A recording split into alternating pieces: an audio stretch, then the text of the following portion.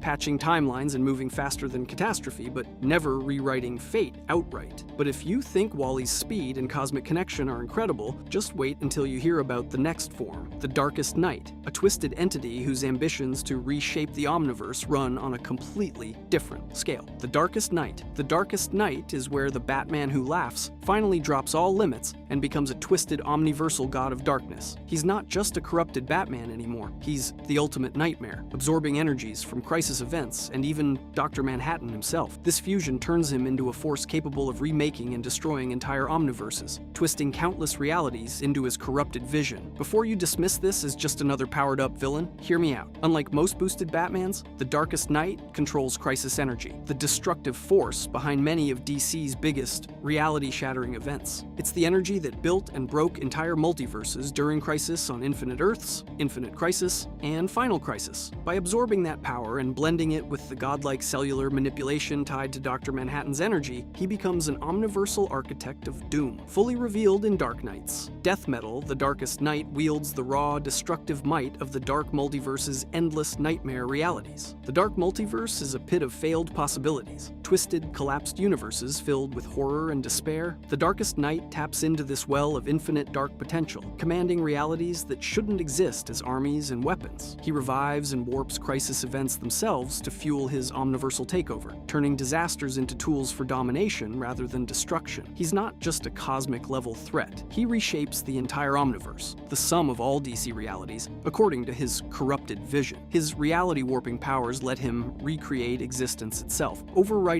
infinite worlds with darkness and chaos. Every parallel Earth, every timeline, every failed nightmare universe bends to his will. But here's where it gets interesting. Despite all this apocalyptic omnipotence, The Darkest Knight remains tied to the DC narrative. He's powerful beyond any multiversal threat we've seen, yet his power is limited by the story's scope itself. He's the final boss inside DC's story machine, a character with omniversal ambitions but still subject to plot and defeat. His epic showdown against DC heroes, especially Wonder Woman as the God of Truth, throws down the gauntlet between unstoppable power and narrative necessity. Compared to other cosmic heavyweights, The Darkest Knight ranks just below Cosmic Armor Superman in meta-narrative influence. While The Darkest Knight reshapes the Omniverse from within, twisting crisis energy and nightmare realities, Cosmic Armor Superman exists to defend the DC multiverse at a meta-fictional level, beyond story constraints. The Darkest Knight is the ultimate villain inside the story. Cosmic Armor Superman is the ultimate guardian outside it. Most evidence for The Darkest Knight's power comes from Dark Knights, Death Metal, a flagship event with clear stakes and cosmic rewriting. He absorbs crisis energies multiple times, wields dark powers from the dark multiverse, and displays total control over vast realities. He even shows quasi-omniscience through his link to Dr. Manhattan's energy, gaining godlike awareness of timelines and realities. Despite this, the story balances his godlike threat with ultimate defeat, highlighting that no scale of chaos can escape narrative forces pushing back. Because he's contained within story limits, some fans see The Darkest Knight as immensely powerful but still sub-meta to Cosmic Armor Superman's unfathomable metatextual existence. In short, The Darkest Knight embodies pure, twisted, omniversal villainy, a fallen Batman evolved into a crisis-powered god, wielding nightmare realities from the dark multiverse to collapse and rebuild the Omniverse in darkness. He is arguably the deadliest internal threat the DC cosmos has ever faced, with reality-warping powers that dwarf most multiversal beings, yet he remains a character confined to the epic storylines defining the DC mythos. Next up, Cosmic Armor Superman, the metatextual protector who operates beyond omniversal domination, fighting to preserve DC's entire narrative fabric itself. Cosmic Armor Superman. Cosmic Armor Superman, also called the Thought Robot, isn't just another absurdly powerful hero, he's literally the guardian of the entire DC multiverse. Existing beyond the story, above the narrative, and fully aware he's inside a comic, he was created by Dax Novu to stop Mandrak, a cosmic parasite who devours stories and threatens all fictional realities. This Superman fights not just for lives or worlds, but for the survival of the entire narrative fabric holding DC's canon together. Before you write this off as some weird meta-experiment, hear me out. The Thought Robot operates on a meta-textual level, meaning it understands the rules of the story it's in and can adapt instantly to any threat targeting that story. If the continuity is in danger, so is the Thought Robot. This is literal knowledge of plot devices, story tropes, and narrative laws that no normal character can access. While others rely on brute strength or cosmic powers, this version manipulates the story itself to keep the multiverse alive. At first glance, Cosmic Armor Superman looks like a giant armored figure radiating immense cosmic energy. He fires devastating heat vision, moves faster than light, and stands tall against universe-shattering threats. But here's the kicker. His power isn't just raw strength or energy projection. He exists outside normal space-time and continuity rules. He's fighting threats that would literally break the story itself. The Thought Robot's most insane ability is its instant adaptation. Facing any new challenge, it upgrades itself on the fly, rewriting its own story elements as needed to counter whatever endangers the multiverse. This isn't healing or power absorption. It's changing the script mid-battle so no enemy can ever win. The adaptation is so advanced that the Thought Robot can survive threats designed to erase or retcon parts of the DC universe. Think of him as Superman, who knows he's trapped in a comic book. He can move through panels, alter narrative flow, and dodge threats aimed at killing the story itself. Since Mandrak's whole deal is consuming and ending stories, the Thought Robot's purpose is stopping him from eating the DC multiverse, protecting every character, timeline, and plot fans know and love. This meta-awareness puts Cosmic Armor Superman Superman in a league of his own. Characters like Parallax Hal Jordan or the Darkest Knight threaten timelines and omniverses, but they're still operating inside the story. The Thought Robot operates on the story, reshaping it to defend fiction without limits. In a race to save narrative continuity, he's basically unbeatable. We know how powerful Cosmic Armor Superman is from Final Crisis, Superman Beyond. The text says he was built specifically to fight Mandrake, a cosmic parasite embodying story destruction. He battles not just across universes, but across metaspace, the realm of DC's fictional realities. Data miners and community evidence highlight his instant adaptation and cosmic attacks like heat vision, but those feel secondary to his meta role. That said, the Thought Robot appears, rarely, more a mythic figure than a recurring hero. His scenes focus on multiverse-level defense, so players don't get dozens of battles to analyze. But those few appearances make it clear, he's overwhelmingly powerful, there to guard DC's narrative integrity. Among fans, Cosmic Armor Superman is seen as the ultimate version of the character, and arguably the most powerful DC hero ever. Conversations constantly come back to his meta-awareness, framing him less like a traditional superhero and more like the embodiment of story protection. Some debate where he fits next to cosmic abstracts like the Presence or the Endless, since his power is narrative-based rather than pure omnipotence. Still, when you talk raw multiverse impact and story-level defense, the Thought Robot tops every list. Here's the takeaway. Cosmic Armor Superman doesn't just break power scales. He breaks the entire framework those scales rest on. He's the meta cheat code protecting the story you've been following this whole video. If some heroes bend reality or time, he bends story reality, making sure the threads of DC's multiverse keep weaving uninterrupted. No surprise he sits at the absolute peak of DC's power hierarchy.